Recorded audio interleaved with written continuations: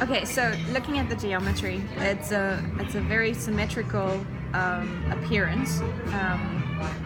How do you see the image of the bird within that sculpture, within that geometry?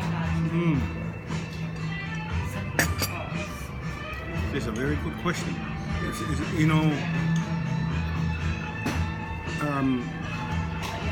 One of my little comment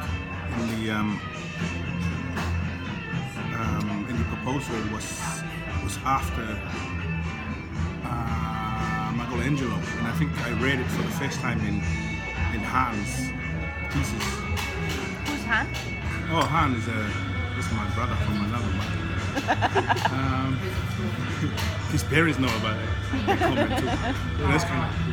I read it in his thesis when I was working with him on his thesis, and I quite liked the comment where Michelangelo said, I saw an angel in the marble and I set him free. So for me it's quite metaphorical, but it's also quite interesting conflict in meaning, because for me that clicked in this kind of work. So it wasn't so much about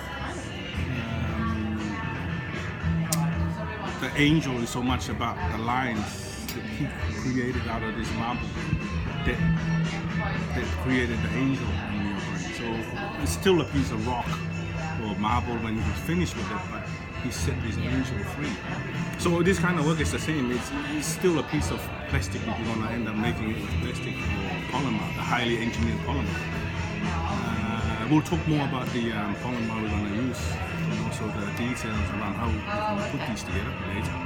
But going back to your question, that's where you start to build this concept around the symmetry, which, like I said before, is about how the mind works. Because it's not so much about the sculpture, it's about what is in your mind. The sculpture is a sculpture, but your mind creates this birds. It's not so much the sculpture. So the two things must work together, and that's why these works are created.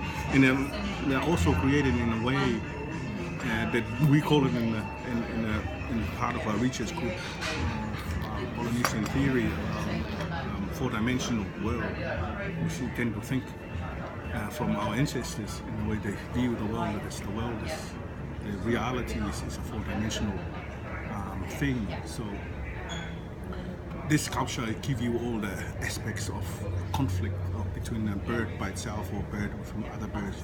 So it's basically, it gives you a more holistic cluster of what movements, levitation, light, all in one. So when you look at this work here, it's an attempt to have a look at this, because this is about languages, you know.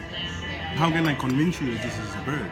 In fact, you knowing, your brain chemistry gives you that sensation. So that's where the symmetry, which is a whole new conversation of its own. You can text me, you can email me, or call me, we can talk more about this.